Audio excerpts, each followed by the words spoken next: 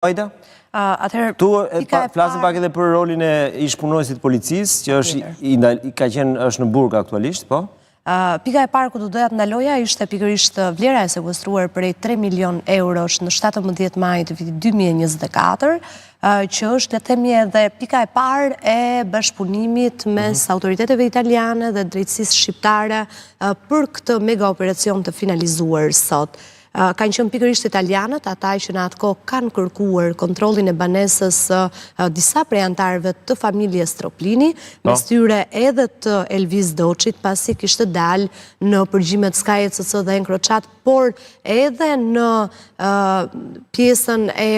hetimeve që këta të fundit kanë kryer dhe duhet teksuar që Elvis Doçi është një personazh i skeduar. Vetëm një sekondë, meqense regjia po më jep edhe fotot pikërisht personave të shpallur në kërkim. Ky është Redi Tusha, foto e tij, i cili është person i shpallur në kërkim, pjesë e dosjes italiane, dhe më pas do të shohim dhe foton e vllajt të tij, pikërisht pra ky është vllai që shoqëron dhe Berishën në tubimet e tij. Po Ajda. Dhe në kontrollin e banesës së bër u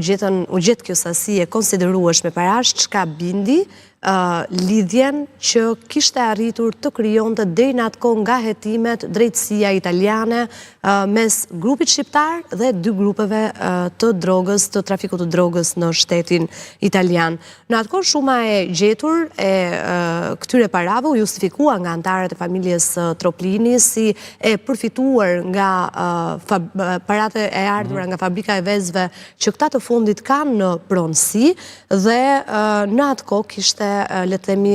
doli edhe një mas arresti pikërisht për Elvis Doçin apo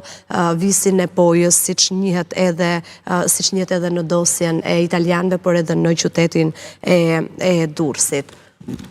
Ndërkohë sa i takon personazheve të tjerë të përfshirë në këtë dosje, që kemi sërish Altin Morinën, del në dosjen. Cili është roli i punonësit policisë? Shiko, është ende krejt pothuajse e paqartë se cili është roli kyç, por ajo që vlen për të theksuar që u përmend në fakt edhe nga vetë prokurorët e SPAK sot, por edhe nga prokurorët italian,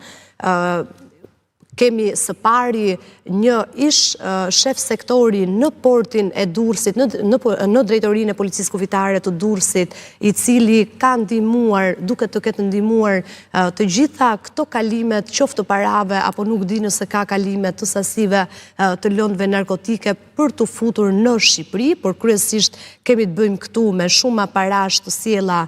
në rrugë detare, dhe kemi pastaj Altin Morinën, i cili në rastin në fjalë është pjesë e grupit kriminal. Të jesh pjesë e grupit kriminal do të thotë që ti ke rol aktiv në atë grup që mund të ketë